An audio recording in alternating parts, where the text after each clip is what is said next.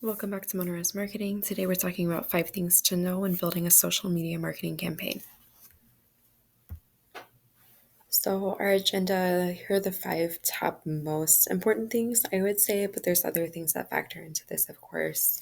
So identifying target audience, setting smart goals, platform selection, content creation, and monitoring.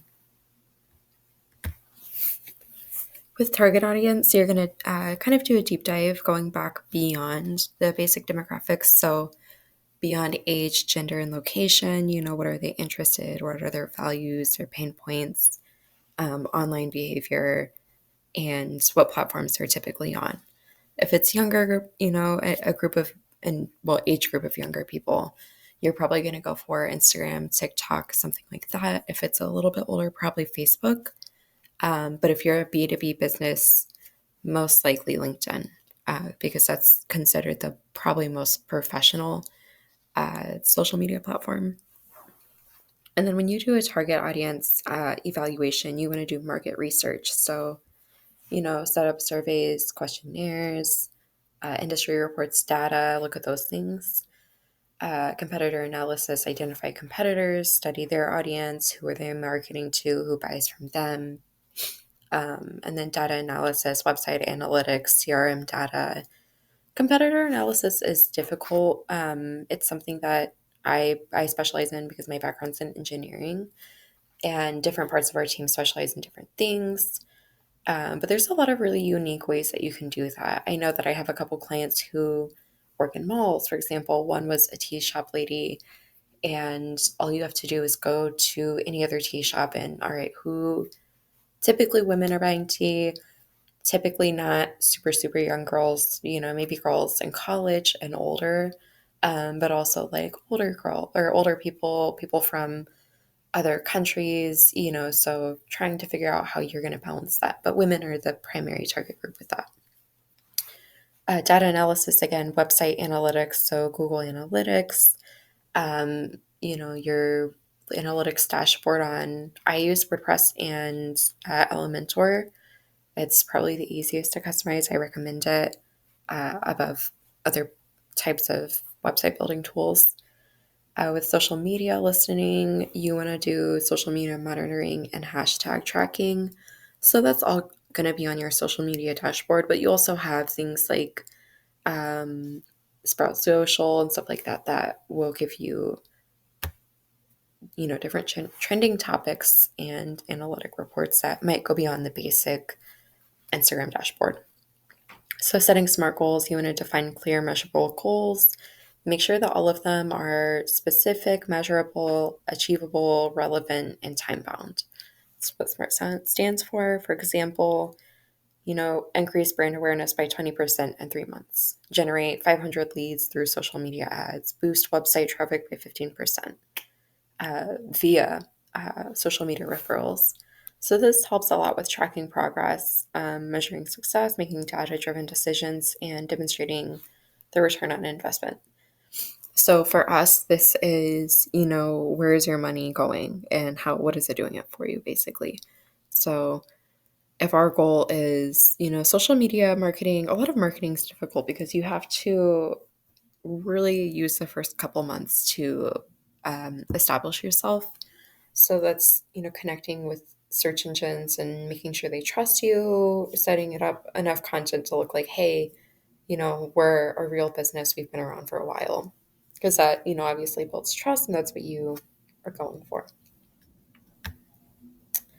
So you want things, obviously, ways to measure that. So when it comes to platform selection, first one's Instagram. So very visual, brand aesthetic.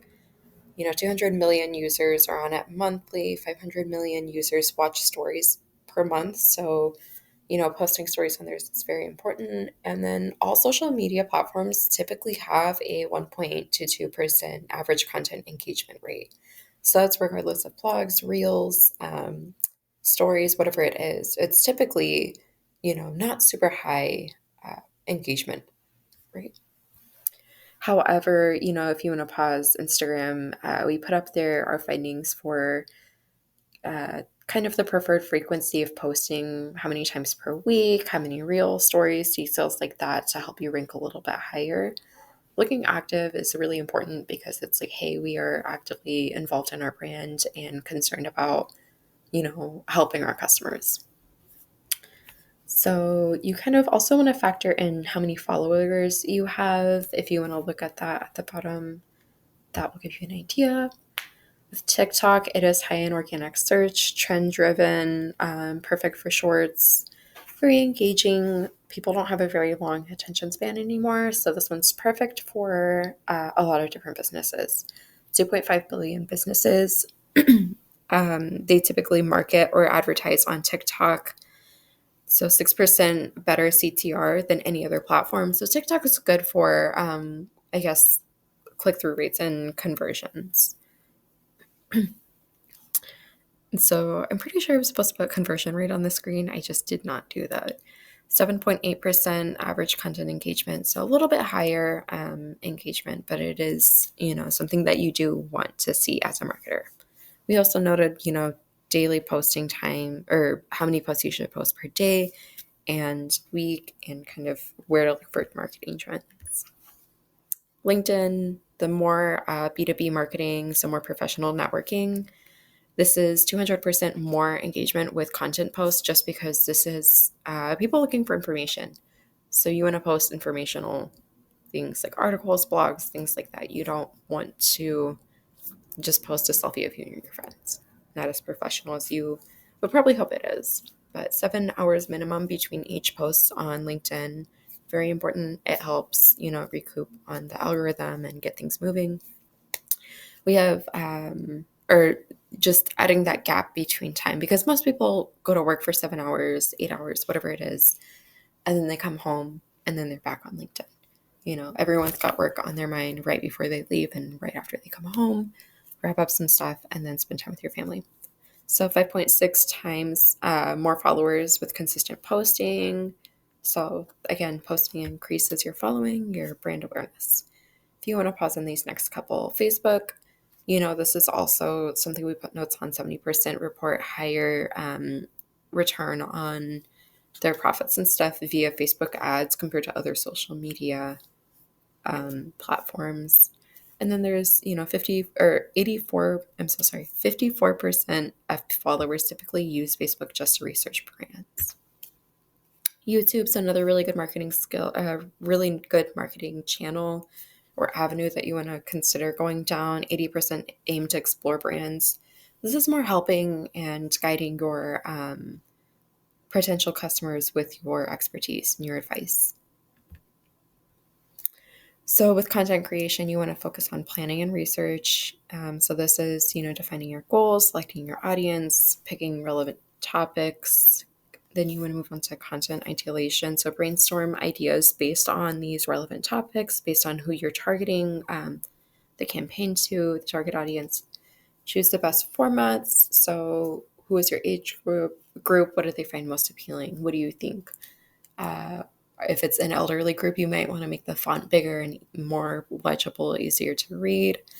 Create high quality content regardless of who you're, marketing to and what you're marketing. Optimize and edit. So optimize for SEO, edit, proofread, make sure that everything's finalized, looks good. Get feedback from your customer. This is a really big deal. I can't stress this enough. If you're doing it yourself, maybe feedback from your husband or business partner, whoever it may be. And then distribution, obviously, go to the right platforms, right channels, promote your content, and track results. With monitoring, there's a lot of different things you can do with tracking metrics, analyzing data, making adjustments to your strategy, and this is never ending. So, all right, and then my email and phone number on the screen, and reach out if you guys have any questions.